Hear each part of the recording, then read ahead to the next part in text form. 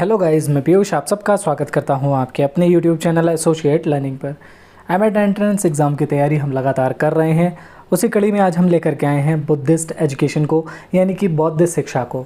बौद्ध शिक्षा से रिलेटेड जितने भी इंपॉर्टेंट पॉइंट हो सकते हैं मैंने सभी इसी में इंक्लूड कर दिए हैं। इस एक वीडियो को आप देख लेंगे, इससे रिलेटेड जो भी क्वेश्चन आएगा आप उसे सॉल्व कर लेंगे आराम से।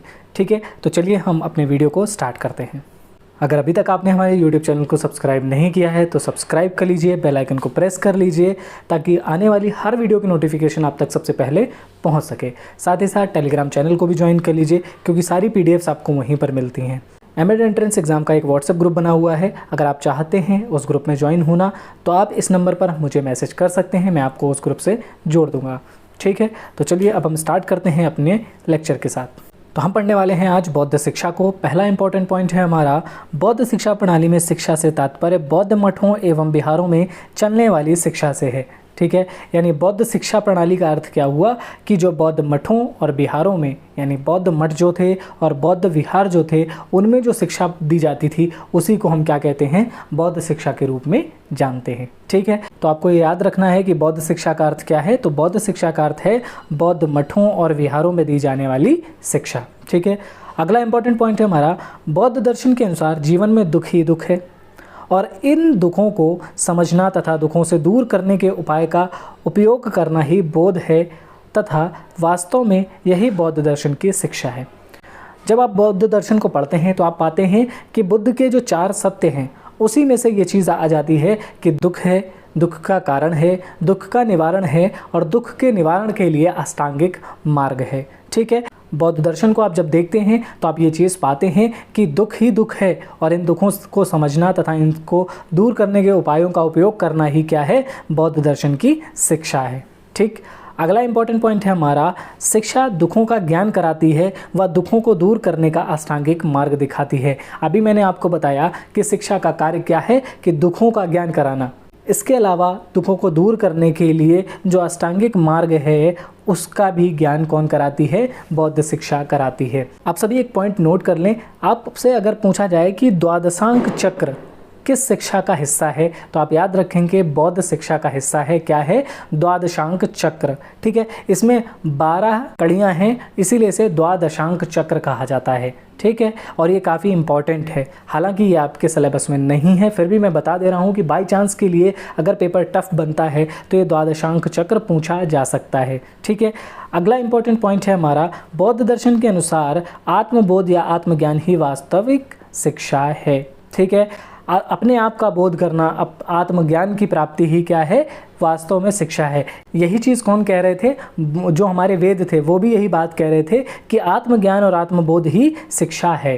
ठीक है, तो कहीं ना कहीं बौद्ध दर्शन और जो हमारी वैदिक शिक्षा है वो एक ही तरीके से आगे बढ़ती है, एक ही चीज़ों को बताते हुए आगे चलती है, लेकिन इनमें कुछ डिफरेंसेस हैं। ठीक है, इसीलिए बौद्ध शिक्षा को हम अलग पढ़ते हैं और वैदिक शिक्षा को अलग पढ़ते हैं। ठीक है, अगला इंपॉर्टेंट पॉइंट है हमारा, बौद्ध शिक्षा प्रणाली में शिक्षा को 3 स्तरों में बांटा गया है। जब हमने देखा था वैदिक शिक्षा को तो वैदिक शिक्षा को 2 भागों में बांटा गया था, लेकिन बौद्ध शिक्षा प्रणाली को 3 स्तरों में बांटा गया है। पहला स्तर है हमारा प्राथमिक स्तर, दूसरा स्तर है हमारा उच्च स्तर और तीसरा जो स्तर है वो है हमारी भिक्षु शिक्षा। ठीक है, तो प्राथमिक शिक्षा, उच्च शिक्षा और भिक्षु शिक्षा, बौद्ध शिक्षा प्रणाली के ये 3 स्तर हैं। ठीक है, तो प्राथमिक शिक्षा में क्या है हम उसे देखते हैं।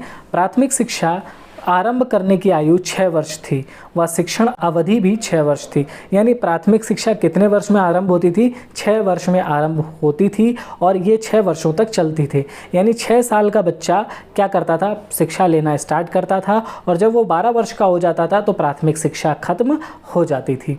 ठीक है, अब बात करते हैं उच्च शिक्षा की। तो उच्च शिक्षा का पहला इंपॉर्टेंट पॉइंट है, यह शिक्षा सामान्यतः 12 वर्ष की आयु से प्रारंभ होकर के 20-25 वर्ष तक चलती थी। 20-25 का अर्थ है 20 और 25। ठीक है, यानी 20 से 25 वर्ष के बीच में ये शिक्षा खत्म हो जाती थी। ठीक है, 12 वर्ष में आरंभ हुई और 20 से 25 वर्ष के बीच में समाप्त हो गई। इसमें कुछ शुल्क भी लिया जाता था। ठीक है। जो वैदिक शिक्षा प्रणाली थी उसमें हम क्या कर देखते थे कि वो शिक्षा बिल्कुल निःशुल्क होती थी। जो गुरु होते थे वो भिक्षा मांग करके ही अपना जीवन गुजारते थे। साथ ही साथ इसके अलावा जो राजा होते थे, महाराजा होते थे, उनके द्वारा जो दान दिया जाता था उनसे वो सारे आश्रम चलाए जाते थे। लेकिन बौद्धकालीन शिक्षा में हम क्या देखते हैं, प्राथमिक शिक्षा तो निःशुल्क दी जाती है लेकिन उच्च शिक्षा में थोड़ा सा चार्ज लिया जाता है। ठीक है। इसके पश्चात कुछ छात्र गृहस्थ जीवन में चले जाते थे और कुछ इच्छुक छात्र आगे शिक्षा लेते थे।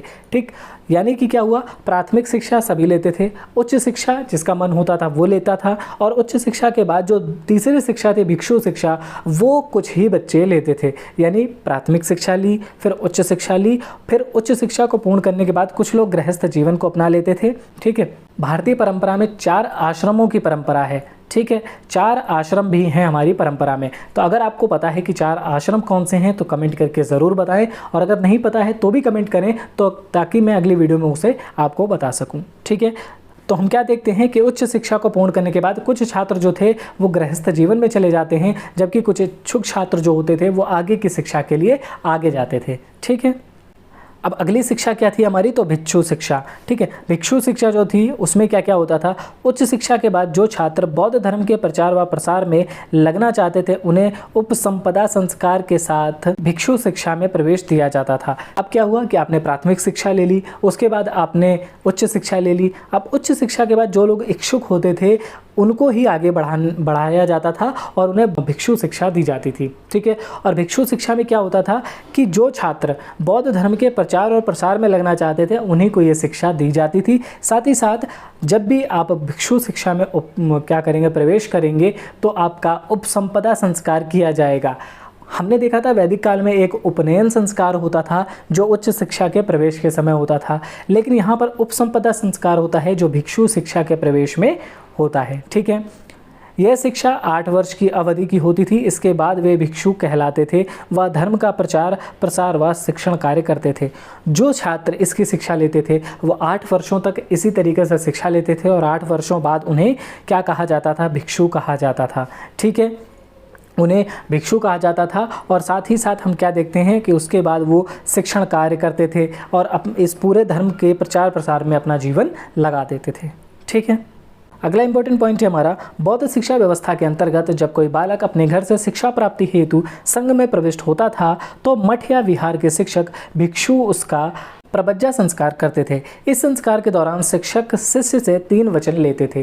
क्या होता था कि जब भी कोई बालक होता था वो संघ में प्रवेश के लिए जाता था, यानी शिक्षा प्राप्त करने के लिए संघ में जाता था, तो उसका एक संस्कार किया जाता था। उसका नाम क्या था, प्रबज्जा संस्कार।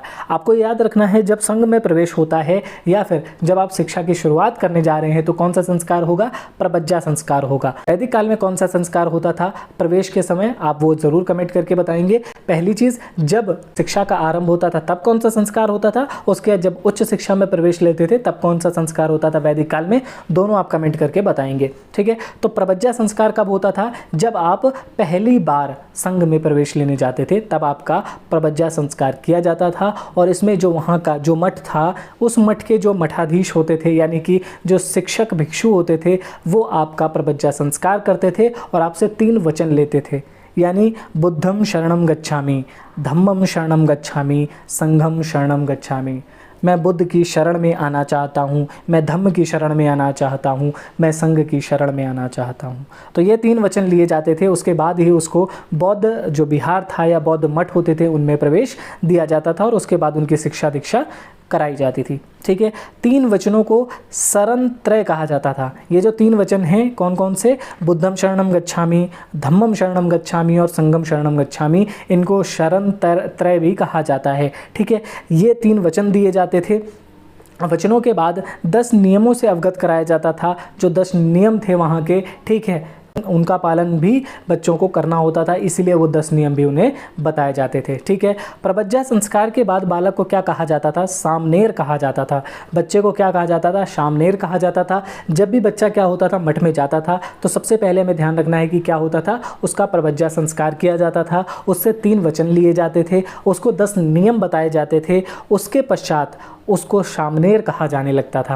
ठीक, सामनेर में बच्चे को क्या होता था, एक पीला वस्त्र पहनने को दिया जाता था और वही उसे पहनना होता था। ठीक है, इसके बाद अगला इंपॉर्टेंट पॉइंट हमारा बौद्ध शिक्षा का दूसरा संस्कार उपसंपदा संस्कार था। इसके पश्चात उच्च शिक्षा में प्रवेश मिलता था। उपसंपदा के समय भिक्षु को 4 व्रत धारण करने होते थे और उच्च शिक्षा के समय में कौन सा संस्कार किया जाता था, उपसंपदा संस्कार किया जाता था। ठीक है, आपको याद रखना है कि बौद्ध धर्म में भी 2 संस्कार होते हैं। पहला संस्कार था प्रवज्जा संस्कार और दूसरा था उपसंपदा संस्कार। उपसंपदा संस्कार कब होता था, उच्च शिक्षा के समय होता था या फिर भिक्षु शिक्षा के समय होता था। ठीक, अगला इंपॉर्टेंट पॉइंट है हमारा शिक्षण विधियाँ।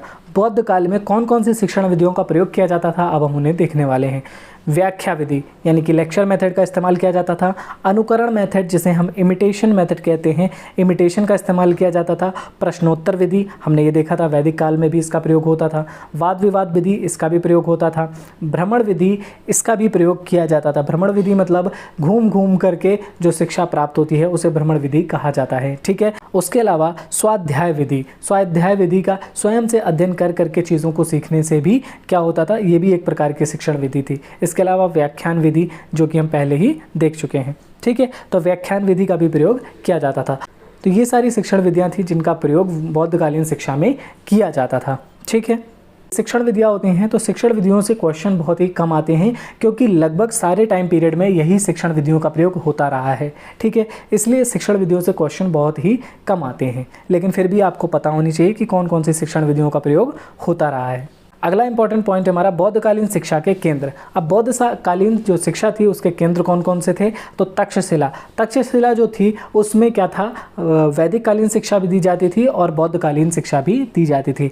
नालंदा, बौद्धकालीन शिक्षा का सबसे प्रमुख सेंटर कौन सा था, नालंदा था। इसके अलावा विक्रमशिला, वल्लभी, नादिया, मिथिला, ओदांतपुरी और जगदल्ला, ये जितने भी सेंटर हैं ये सारे बौद्ध शिक्षा के केंद्र हैं और ये काफ़ी महत्वपूर्ण केंद्र हैं। ठीक है, तो बौद्ध शिक्षा के प्रचार प्रसार में सबसे ज़्यादा महत्वपूर्ण स्थान जिनका रहा है वो किसका रहा है, वो रहा है नालंदा का। तो नालंदा एक बहुत ही प्रसिद्ध सेंटर है किसका, बौद्ध शिक्षा का। जबकि तक्षशिला जो है वो ब्राह्मण शिक्षा का या फिर वैदिक कालीन शिक्षा का इम्पॉर्टेंट सेंटर है। ठीक है, ये आपको ध्यान रखना है। तो उम्मीद करता हूँ आपको पूरा लेक्चर अच्छे से समझ में आ गया होगा। वीडियो को लाइक करें, शेयर करना बिल्कुल ना भूलें और हमारे चैनल को सब्सक्राइब ज़रूर कर लें।